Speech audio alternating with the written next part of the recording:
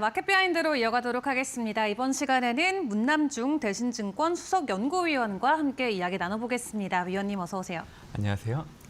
네, 간밤 뉴욕 증시 일단 혼조세로 마무리가 됐습니다. 사우디 이슈가 증시에 큰 영향을 미쳤는데 간밤 뉴욕 증시 상황부터 좀 정리해볼까요?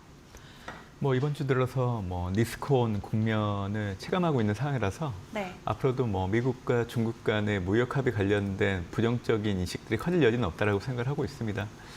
올해 들어서 2월 이후 4월 초 단기간에 이제 미국 주도의 글로벌 증시가 많이 흔들리긴 했었지만 지금은 2023년도 10월 이후 형성되고 있는 추세적인 움직임 하에서 놓여 있는 상황이기 때문에 올해 연말까지는 지속적으로 위험자산에 대한 선호들은 계속 지속될 여지는 있다고 생각합니다. 제가 5월달 S&P 500의 밴드 상단을 6,100 정도 제시를 하고 있는데요. 아마 5월달 시간이 지날수록 빠르게 6,000선 안착도 가능하다라고 보고 있고요. 올해 연말 정도까지는 6,300 정도 상단을 제시하면서 보수적으로 6,200, 6,300 정도까지도 충분히 올해 4분기 때는 도달할 수 있다라고 보고 있기 때문에 지금의 전반적인 분위기가 크게 달라지진 않을 걸로 좀 보고 있고요.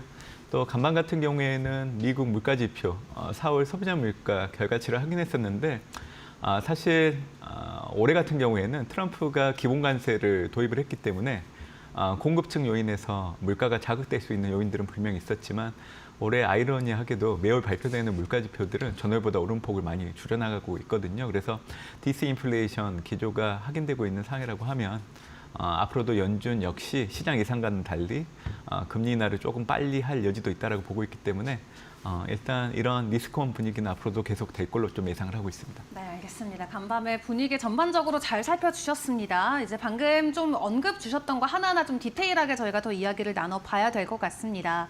일단 관세와 관련된 부분 먼저 언급을 주셨는데 일단 지난주 금요일에 긍정적인 협상, 사실 시장의 예상치를 좀 뒤엎는 수치였죠. 이번 주에도 추가적인 내용들이 전해질지 좀 기대감은 있습니다. 제주에서 만남을 가질 수도 있고 아니면 트럼프 대통령이 여러 번 언급했던 주말에 시진핑 주석과 전화하겠다 내용도 일단은 기다리고는 있잖아요. 어떤 가능성 열어두고 지켜볼까요? 언급되고 있는 부분들은 현실화될 확률은 상당히 높다라고 생각을 하고 있고요. 미국과 중국 간의 경제적인 연계를 놓고 본다고 하면 상호 관세가 90일 유예됐지만 그 90일조차도 저는 길다라고 생각합니다. 미국 기업 같은 경우에는 중국의 수입 수요가 상당히 크고요. 또 애플과 테슬라 같은 경우에는 중국에 또 현지 생산이 있는 상황이기 때문에 미국의 관세부가 이는 사실 미국 기업의 피해로 이어질 수밖에 없다라고 보고 있는 거고 중국은 미국의 도움 없이는 지속적인 첨단 산업에 대한 기술 경쟁력을 높이기는 어려운 부분들이 있습니다. 그래서 이러한 양국 간의 경제적인 연관을 놓게 본다라고 하면 사실 관세부가라는 부분들이 많이 달라질 여지는 있다라고 보고 있는 거죠. 그래서 과거 바이든 행정부가 대중 강경 기조를 계속 유지하면서도 경제적인 부정적인 부분들을 염두에 두고 경제적인 공정 기조를 계속 유지를 했기 때문에 바이든 2기 행정부 트럼프 2기 행정부 역시 그 기조에서 크게 달라지지는 않을 것 같아요. 대중 강경 모드를 계속 유지는 하겠지만 기존의 바이든 행정부의 경제적 공존 모드를 계속 유지할 걸로 좀 보고 있기 때문에 그래서 저는 현재로서 이제 4월 2일 날 그 트럼프 대통령이 상호관세율을 제시를 했었는데 그 숫자는 50% 정도 디스카운트 될 여지가 있다고 보고 있고 일부 국가 같은 경우에는 상호관세율을 면제해 줄 여지도 있다고 보고 있기 때문에 앞으로 들려오는 소식들은 긍정적으로 파악할 여지가 상당히 높다고 보고 있습니다. 네, 알겠습니다. 일단 30%의 관세가 90일 동안 적용이 되는 상황이 유지가 되는데 사실 시장 일부에서는 이 30% 자체도 시장을 충분히 위축시킬 만한 높은 수치다라는 좀 해석들도 있거든요. 당분간 90일 동안 30% 유지되는 데 있어서 시장의 부담감은 괜찮을까요? 저는 미국이 교육국들을 상대로 관세를 부과하는 거에 대해서는 이성적으로 좀 접근을 해야 된다라고 생각을 하고요. 미국이 일방적으로 손해를 감수하면서 타 국가의 경제적인 이익을 도모하는데 그동안 오랜 시간 동안 영향력을 끼쳐왔던 상황이기 때문에 저는 트럼프 2기 행정부가 각 교육국 상대로 관세를 부과하는 거에 대해서는 좀 투자자분들이 이성적으로 접근을 했으면 좋겠다고 생각을 합니다.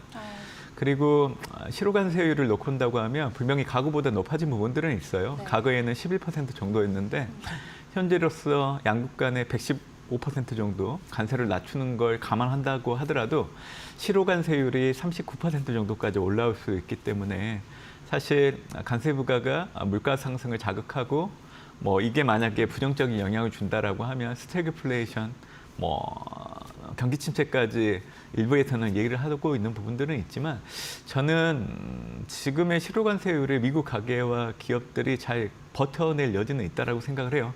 다만 과거보다는 가계의 소비가 좀 둔화되고 기업들의 이익들이 줄어드는 부분들은 있지만 네. 이게 미국의 경기 침체로 바로 진입하기에는 아직은 시기상조라고 생각을 하고 있습니다. 네. 알겠습니다. 30%대 관세 뭐 부담이 될 수는 있지만 경기 침체로 바로 직결되기는 시간이 좀 더 필요하다 말씀을 주셨고요. 그렇다면 이러한 경기 상황에서 앞으로의 달러 환율은 어떻게 움직이게 될지 그 동향도 좀 생각을 해봐야 될 것 같은데 지금까지는 저달러 현상이 유지가 됐다면 관세 변화와 함께 환율 쪽의 변동성도 좀 예측을 해봐야 될까요? 올해 미국 달러가 약세가 또렷해지기 시작했던 거는 2월인데요. 2월 그때 당시 꼭 보셔야 되는 지표들은 시티 서프라이즈 지수라는 게 있는데 미국과 유로존, 신흥국의 추이를 보면 답이 나옵니다. 2월 이후 이제 미국의 시티 서프라이즈 지수 같은 경우에는 마이너스로 전환이 됐고요. 나머지 유로존이나 신흥국 같은 경우에는 플러스로 계속 유지가 됐기 때문에 해당국들의 경기 차이로 인해서 달러 약세가 두드러지기 시작을 했던 거고 최근 들어서 시티 경기 서프라이즈 지수 같은 경우에는 미국을 중심으로 저점을 확인하고 개선 양상을 좀 보이고 있는 양상이기 때문에 현재 달러 인덱스가 100일 전후에서 움직이고 있는데 단기적으로 추가적으로 더 약세를 보이기보다는 지금 현재를 유지하거나 아니면 조금 달러 강세 압력이 좀 높아질 여지는 있다라고 생각합니다. 올해 연간을 놓고 본다고 하면 연준의 금리 인하가 단행되는 전후 다시금 이제 달러 약세가 두드러질 여지는 있다라고 보고 있는데 지금 시장에서는 최근 경제지표 결과 또 양국 간의 무역 합의 결과를 확인하고 나서 연준의 금리 인하 시점을 9월 정도로 좀 보고는 있는 것 같아요. 하지만 아마 이번 주 확인되고 있는 미국의 4월 소비자 물가 그리고 14일에는 4월 소매 판매 결과가 예정되어 있는데 이르면 4월부터는 미국의 관세 부과에 따른 소비 감소 이런 부분들이 경제 지표를 통해서 확인될 여지가 있기 때문에 연준 입장에서는 금리 인하 시기를 늦추기보다는 사실 시장 예상보다는 조금 앞당길 여지는 있다라고 생각을 해요. 그래서 빠르면 6월, 늦어져도 7월 달에 금리 인하를 단행하게 된다라고 하면 그 시점부터는 이제 달러 약세가 지금보다 더 두드러질 여지는 있다라고 판단하고 있습니다. 알겠습니다. 금리 인하 여부와 함께 더 추가적으로 환율의 변동성 나올 수 있다는 거 좀 주목을 해보시는 게 중요할 것 같고요. 자, 관세와 관련된 부분들 계속 언급을 주고 계신데 이 트럼프 관세 대응 효과가 벌써 좀 데이터에 반영이 되는 걸까요? 일단 4월에 대한 관세가 전년 대비 130% 급증한 수치가 확인이 됐습니다. 저희가 시장에선 좀 어떻게 이거를 해석을 해보는 게 맞을까요? 사실 트럼프의 기본 관세는 4월 5일 이후로 적용이 되고 있고 이제 상호 관세율이 현재 이제 각 교육국들과 협상을 통해 가지고 일부 합의 또는 협상이 진행되고 있는 상황이긴 하는데 상호 관세율 자체가 사실 그 숫자 자체가 어떤 논리적인 형태로 산출된 숫자는 아니죠. 그러다 보니까 90일 상호 관세가 유예되기 전까지 저는 이제 제시됐던 숫자가 50% 정도는 일부 낮아질 여지는 있다라고 생각을 하고 있습니다. 그래서 이런 흐름들은 위험자산 가격들에 대한 선호가 높아지는 데 영향을 줄 수 있는 요인들이라고 생각을 하고 있고요. 지금은 미국 경기 순환을 놓고 온다고 하면 경기 확장이 100이라고 했을 때 이미 73%가 진행이 됐고 나머지 23% 기간을 놓고 본다고 하면 빠르면 내년 하반기, 기본적으로는 2027년도 상반기, 늦어지면 2027년 하반기 정도를 미국이 경기 침체에 들어갈 수 있는 시점이라고 생각을 하고 있습니다. 그래서 지금의 미국의 경제 체력을 놓고 온다고 하면 관세 부과는 이제 미국의 경기 둔화의 속도를 좀 앞당기는 데 영향을 줄 수 있는 요인 정도로 좀 보고 있고요. 어차피 관세율 자체는 낮아질 걸로 좀 보고 있기 때문에 이는 향후에 상황에 따라서 해석을 좀 달리해야 되는 부분들이 있지 않을까 생각하고 있습니다. 네, 알겠습니다. 일단 4월부터 본격적으로 관세가 진행되곤 있지만 경제 데이터에 얼만큼 반영됐는지 그 분석에 대한 내용들은 계속해서 좀 상이한 모습들을 보여주고 있는데 앞에서도 잠깐 언급 주셨지만 소비자 물가지수 일단 시장의 예상치에 부합하고 살짝 하회하는 모습이 나왔습니다. 뭐 월가에서는 아직 본격적으로 관세 영향이 소비자 물가에 반영되지 않았다 이렇게 또 풀이를 하기도 하던데 전반적으로 좀 저희가 어떻게 접근하는 게 옳은 방법일까요? 기본 관세율 자체는 4월 5일부터 발효가 됐기 때문에 사실 트럼프의 관세 부과에 대한 영향력은 이미 4월 경제 지표를 통해서 반영되고 있다라고 보고 있으시면 될 것 같고요.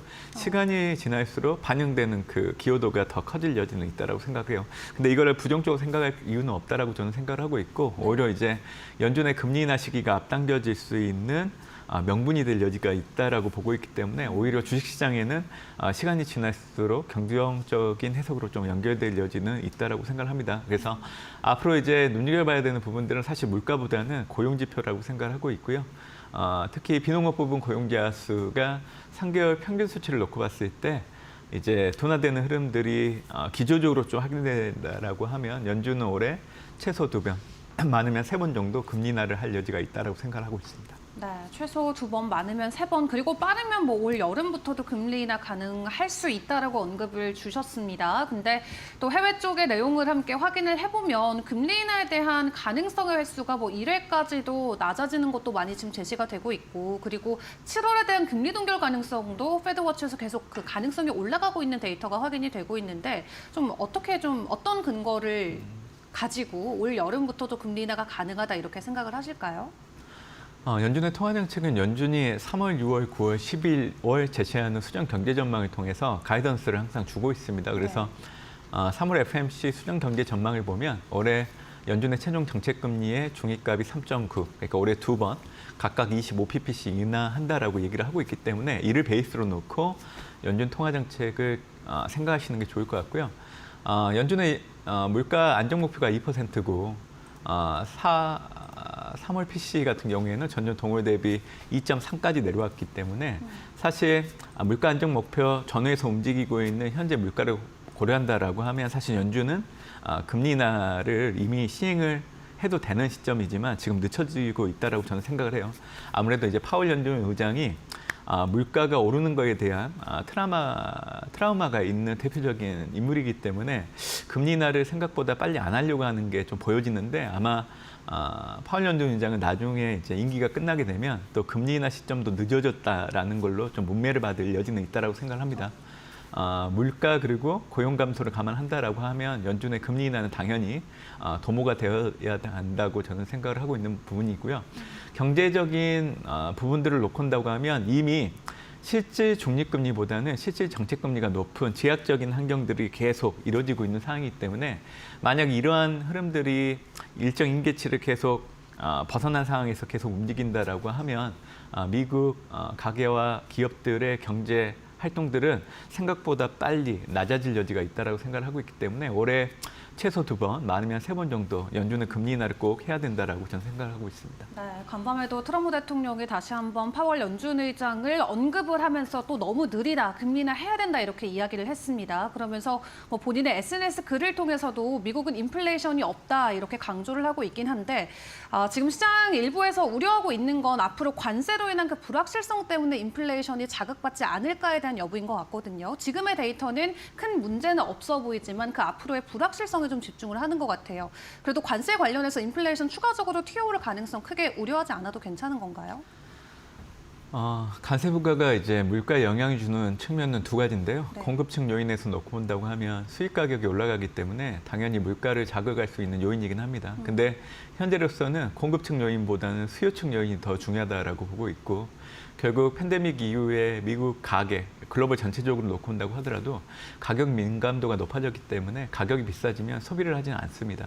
올해 미국의 물가 지표가 예상보다 낮게 나오는 이유들은 공급층 요인보다는 수요층 요인에 상당히 기인하고 있기 때문에 물가 오름폭 둔화가 생각보다 높게 나온다라고 그렇게 좀 해석을 하시면 될 것 같아요. 그래서 저는 앞으로도 이 수요층 요인, 수요 감소가 물가 하락을 견인할 걸로 좀 보고 있기 때문에 물가가 오른다고 한다라고 하면 최대한 늦게 더디게 올라갈 여지가 있다라고 보고 있기 때문에 올해 같은 경우에는 트럼프 관세 부과라는 요인만으로 물가가 자극돼서 연준이 이제 금리 인하를 도모하지 못하고 금리 인상을 할 수 있지 않을까라는 그런 의견들에 대해서는 아직은 고민할 시점은 아니라고 생각하고 있습니다. 알겠습니다. 아직까지는 괜찮은 상황이다 말씀을 주셨습니다. 자, 그럼에도 불구하고 연준 혹은 월가에서는 계속적인 신중론을 펼쳐내고 있습니다. 물론 오늘 기준으로 좀 목표가를 상향 조정한 아이비들이 많이 나오긴 했는데 어제 좀 쿠글러 의사의 발언도 그랬었고요. 월가에서 전반적으로 이 관세와 불확실성에 좀 집중하면서 여전히 우려감을 크게 나타내고 있거든요. 이런 시각들을 저희가 너무 그럼 크게 좀 받아들이지 않아도 괜찮을까요? 이미 미국 증시가 보여주고 있다고 생각을 하고 있고요. S&P 500 지수의 고점 대비 하락률을 보면 올해 4월 7일 날 마이너스 21.3% 하락하면서 저점을 확인했고 그 이후 이제 미국 트럼프 이기 행정부의 관세에 관련된 정책들이 나올 때마다 증시는 빠르게 올라오기 시작을 했습니다. 그 일례로 놓고 온다고 하면 일단 상호 관세율을 90일 유예한 게 증시 반격 토대가 됐고요. 또 일부 IT 품목에 대한 상호 관세율 이 부분들은 S&P 500 지수가 빠르게 5,700선까지 올라오는 주축이 됐다라고 생각합니다. 현재로서는 빠르게 6,000선에 안착할 여지도 있다라고 보는 이유들은 시간이 지날수록 양국 간의 관세율을 낮추는 그런 협의 과정들을 놓고 온다고 하면 제시했던 상호 관세율이 50% 디스카운트 되고 일부 국가는 면제될 여지도 있기 때문에 이런 기대감들이 온전히 반영되고 있기 때문에 S&P 500 지수가 올해 연초 이후로는 플러스 수익률로 바뀌었고 그리고 빠르게 이제 낙폭을 줄여나가는 모습들을 통해서 우리가 목도하지 않았나라고 생각합니다. 그래서 시장이 너무 과도하게 우려를 한다라고 하면 오히려 증시는 더 올라갈 수 있는데 올라가지 못하는 또 요인이 되기도 한다라고 생각을 해요. 올해까지는 미국은 경기 침체 진입 없이 기업 실적들은 계속 좋아질 걸로 좀 보고 있기 때문에 연말까지 꾸준하게 올라가는 흐름들 저는 예상을 하고 있고 시장이 정말로 위험에 대해서 고민을 해야 되는 시점은 내년이라 보고 있기 때문에 아마 내년에는 투자 여러분들이 뭐 미국뿐만이 아니라 되도록이면 좀 위험 자산에 대해서는 좀 피해 있는 게 좋은 한 해가 되지 않을까라는 생각도 해보고 있습니다.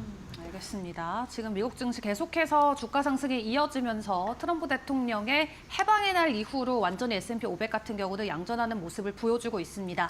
위원님께서도 연말까지 일단 지속적인 상승에 대한 가능성은 열어두시는 내용들 함께 공유를 주셨고요. 자, 이렇게 증시가 계속 좋기 위해서는 사실 관세와 불확실성과 관련된 부분에서의 확실한 좀 확답이 필요할 것 같은데 미국과 중국 간의 관계, 이런 협상들 지속적으로 순항할 수 있을지도 좀 궁금합니다. 이제 처음으로 만남을 가졌고 시장이 긍정적으로 반응을 해주고 있는데 그 뒤에 불확실성과 변동성에 대해서는 크게 우려하지 않고 일단은 상황을 지켜보면 되는 걸까요? G2 간의 무역 관련된 합의가 생각보다 빨리 전개가 되고 있기 때문에 한편으로는 걱정이 되는 부분들도 있습니다. 저는 우선적으로는 상호 관세율 90일 이후에 막판에 좀 합의를 이루지 않을까라고 생각을 했는데 사실 상당히 빠르게 전개되고 있는 걸 놓고 온다고 하면 아마 향후 협의 과정에서 낮춰졌던 관세율을 다시금 또 올릴 수가 있어요. 트럼프 대통령이. 그래서 그런 부분들이 노이즈로 작용할 여지는 있다라고 보지만 궁극적으로는 상호 관세율이 90일 유예되기 전 막판에 대합의를 이룰 걸로 좀 보고 있기 때문에 그 과정에서 노이즈는 있겠지만 궁극적으로는 좋은 소식을 기대할 여지는 있다라고 보고 있어서 양국 간의 어떤 관세를 놓고 다루는 이런 합의 과정에 대해서는 크게 문제를 갖고 있지는 않습니다. 오히려 제가 지금 보고 있는 거는 미국의 실적인데요. 3월 말 추정됐던 것보다 지금 현재 S&P 500의 EPS 증가율이 너무 빠르게 올라오고 있습니다.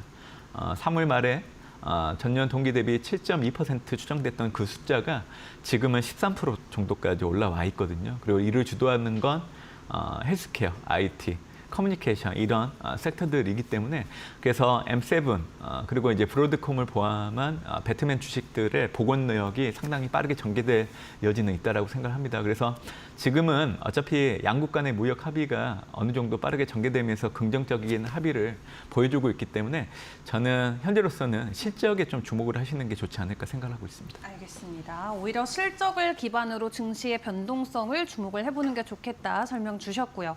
자, 그렇다면 미국 증시에 이렇게 긍정적인 가격 반등이 그대로 국내 증시에는 어떻게 영향을 줄지도 궁금합니다. 사실 이 미중 협상과 관련해서 어제 국내 증시 조금 더 큰 상승을 기대했던 분들도 많이 계실 것 같은데 약간은 그 상승폭이 아쉬웠다 하시는 생각도 드실 것 같아요.